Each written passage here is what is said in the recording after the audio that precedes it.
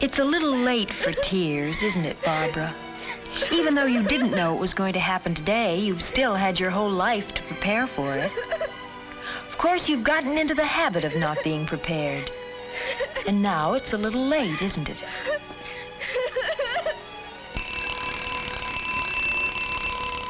You're a creature of habit, Barbara. We all are. Unfortunately, not all of your habits are good ones. This was how your day started. Started wrong.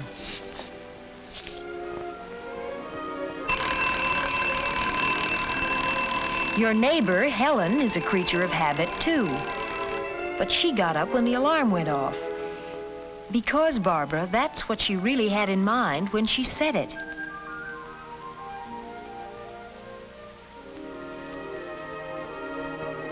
Helen has trained herself to know what she's going to do, in what order, and where the things are to do it with.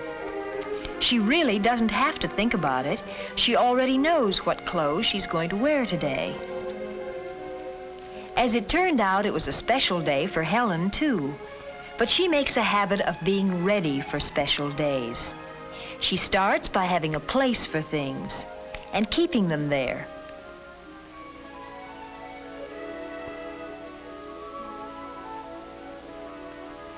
She uses taste in selecting her clothes. But more than that, she keeps them clean and mended. And she's able to match the right skirt with the right sweater.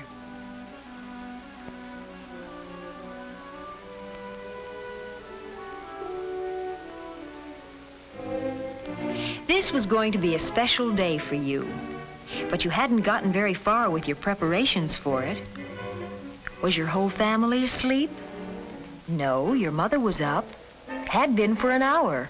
Barbara! Barbara, get up. You'll be late for school. Does she have to do this every morning, Barbara? Barbara, do you hear me? If your mother stopped acting like a second alarm clock for even one day, you'd probably think it was a dirty... Pete's sake, I hear you. I'm up. You didn't seem at all appreciative. Even if you're not really well-mannered, you could make a habit of being civil. And you weren't really up when your mother called you. Little lies are such a firm foundation for big ones. You started your day with no plan at all. Looking for your hairbrush? Can't remember where you left it?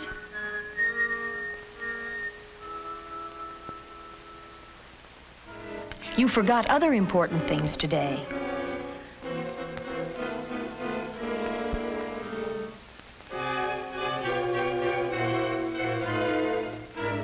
You meant to fix that collar, but you've gotten into the habit of putting things off.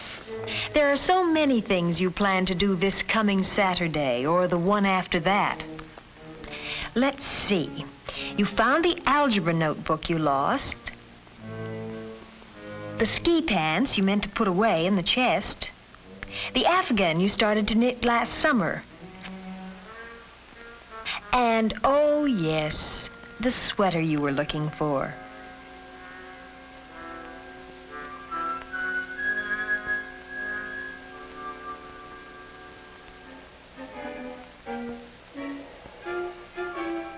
You decided to cover the spots on your sweater with a scarf. You often do that. But you can't forget that the spots are there. If you had a habit plan for your mornings, you might get off to a decent start someday.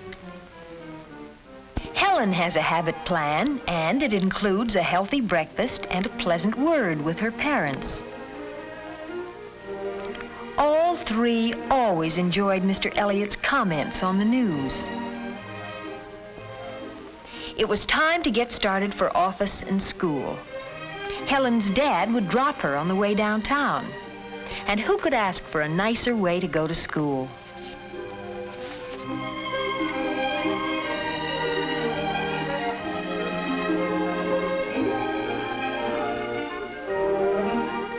Your brother was ready, but your father couldn't wait for you. Or you could have driven to school with him. He used to enjoy that drive, too.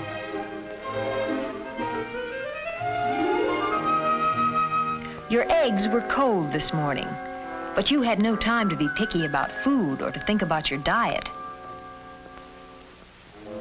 No time for milk or even to say good morning. No time for manners. You made a pretty picture with your rumpled skirt, your spotted sweater, and your hair in a tizzy. As usual, all your neighbors knew how late it was when you went by at your regular dog trot. You were late for school this morning, but then you're almost always late, and you're guilty about it. More so because your lateness is habitual. You're in a rut with a bad habit, and the longer you stick with the habit, the deeper the rut gets. When you saw Helen, you suddenly felt envious. But more than that, you felt a distaste for your sloppy ways. And you knew you could do something about them if only... That wasn't a happy thought, was it? Or do you always drum with your fingers?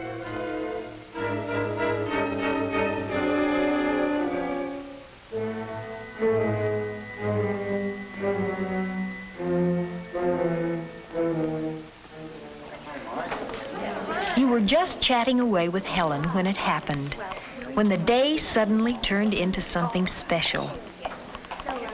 You've never been friends with Ann Tolliver, and you've always wanted to be. Hi. Hi. Some of the crowd's coming over to my house right after school. Do you think you two could make it? Well, that'd be fun, Ann. I'd love to. Swell. Well, what do you say, Bobby? Sure, thanks. Okay, see you later. Bye. That'll be fun, won't it? Oh, yes. Oh, bye. Each school year sees new groups forming, old ones reforming. Yours is a changing social world, and the opportunities to be part of it must be taken when they arise. You knew this afternoon that you were making a bad impression, and you knew how easy it is not to be invited again, and how quickly you can be left out of the crowd. You were embarrassed by your messy hair and the fingernails you had neglected to clean.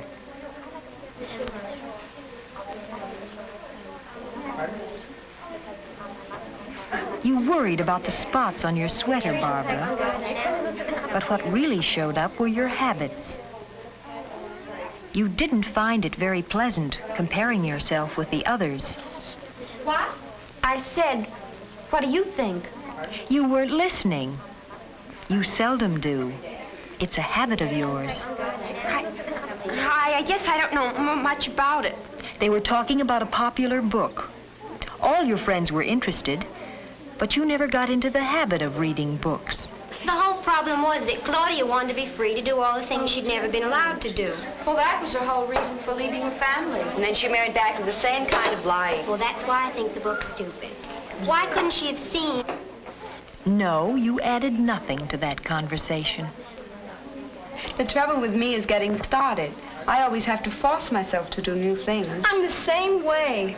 I didn't even want to go to my first concert because I thought it would be too long-haired. Oh, but the music is wonderful. I'm going to go to the whole series. My mother had to drag me to the museum. But they have a wonderful costume exhibit there. I got an idea for a new dress. Oh, what kind? You've never taken an interest in music or politics or art. We always go to the beach. Every year we take a cottage at Essex. You've only been once. There's wonderful swimming and lots of boys. It's quiet where we go. And there are tennis courts at the hotels, too, and dances every weekend. It sounds grand. And it's just a short way to the city. You couldn't help interrupting, could you? And you couldn't help stretching truth like a rubber band. We all like to talk about ourselves. But a soliloquy isn't a conversation. First, you didn't talk at all, and then you did all the talking. Conversation is a two-way street. But for you, it's either one way or a dead end. Goodbye. I hope you had a very nice time. Thank you, I did. Bye. See you tomorrow. Goodbye, Barbara. I hope you enjoyed yourself. Oh, thank you. Bye. In all society, at all ages, we know that people are going to talk about other people. Unfortunately, our faults are often more discussed than our good points. And sometimes our good points are completely hidden by our faults. But perhaps worst of all is our own disappointment in ourselves and the remarks we imagine our friends are making about us. Gee, I think dirty fingernails are horrible. Maybe she felt shy. A spotted sweater isn't shyness. And bad manners are still bad manners no matter what you call them. Now, in your own room, the memory of this day stands between you and your whole pattern of behavior. Where will you start? Your complexion? That starts with soap and water and goes on to regular meals and the right kind of food. Your hair? It's more than just a shampoo, when you happen to think of it. Your clothes? Not just cleaned when your mother takes them away from you, but a system of cleaning. For all of a pattern, a network of habits.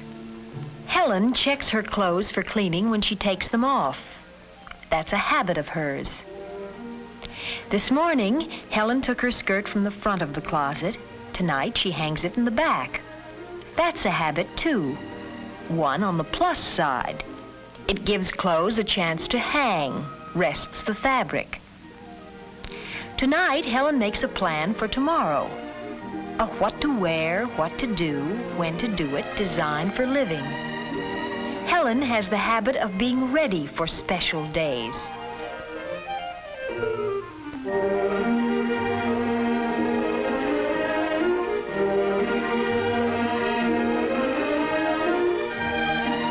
Good habits save time and energy and give us greater freedom to do those extra things we want to do.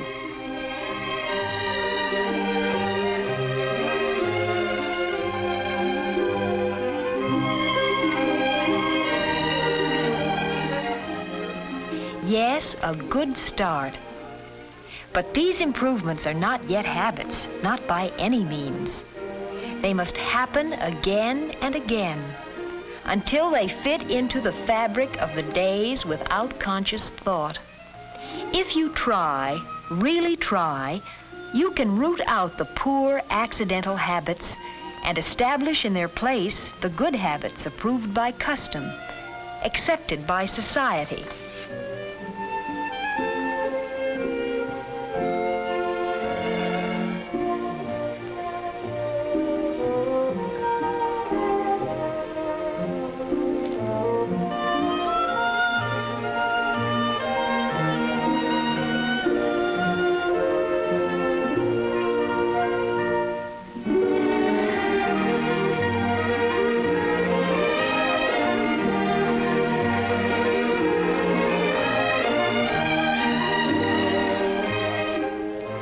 Across the street, Helen's light goes out. Reasonable hours are part of her pattern. And you, Barbara? Well, you've had a hard day. But staying awake to think about it won't help it any. Go to bed early for a change. Give yourself a good start on a new day.